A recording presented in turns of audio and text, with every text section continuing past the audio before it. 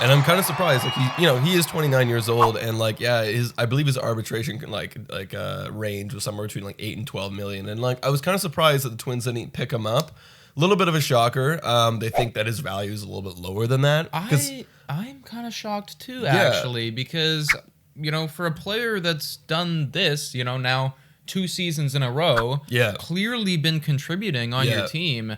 That seems to be a very reasonable price in my mind. That's what makes me skeptical. Like, what are the Twins' organization plans? Like, are they trying to get rid of some contracts? Are they trying to retool and repurpose some guys? Or what is their plan? Because I thought they would.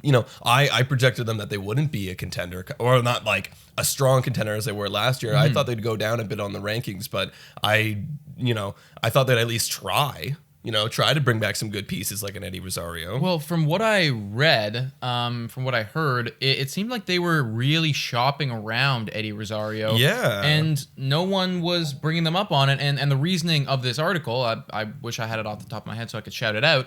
But, the article was saying that no one wanted to pick up his arbitration, which also shocked me. I mean, seriously. Like, this guy would be making, with his arbitration year, literally, I think, less than Randall Grichuk, and is clearly doing very good stuff. But you know what the thing is, too?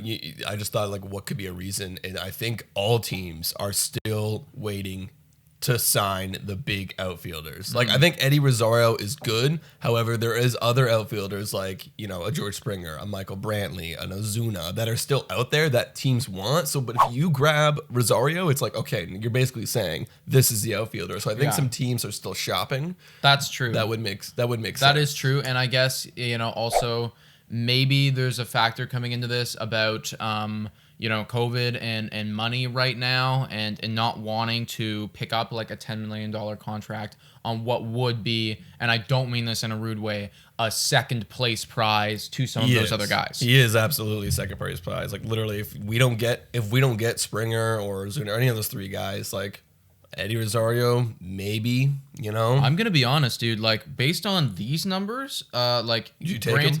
Absolutely, I would take him. Absolutely. And considering that, now he's been non-tendered, so realistically, the Twins and a lot of other teams that weren't willing to trade for this guy are saying, you're not even worth, $8.5 million per year. Wow. Like, what is he going to get paid? I don't know, but I can imagine at this point, it's probably not going to be massive. Yeah, but that actually reminds me, or I just thought that's kind of crazy because this whole offseason we're trying to figure out what does the market look like, and if a player like Eddie Rosario isn't worth $8 to $12 million this year, what are the contracts going to look like? And that kind of scares me that we're going to even prolong the free agent signing even further. Exactly. Because the players are going to want traditional money like they were last year.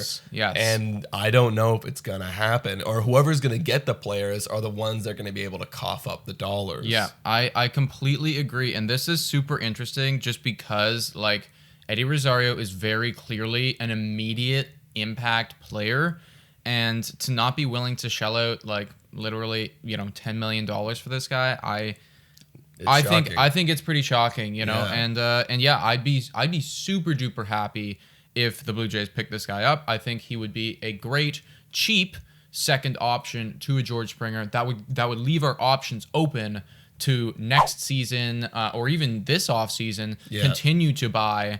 And when you put up 109 RBIs, 32 home runs, and 91 runs scored with a 500 slugging, that ain't so bad as a second place prize. No, that's pretty good. I definitely agree. He's going to play for someone, but who will it be? We don't know. And how much? That's what the market's going to find out. Yes.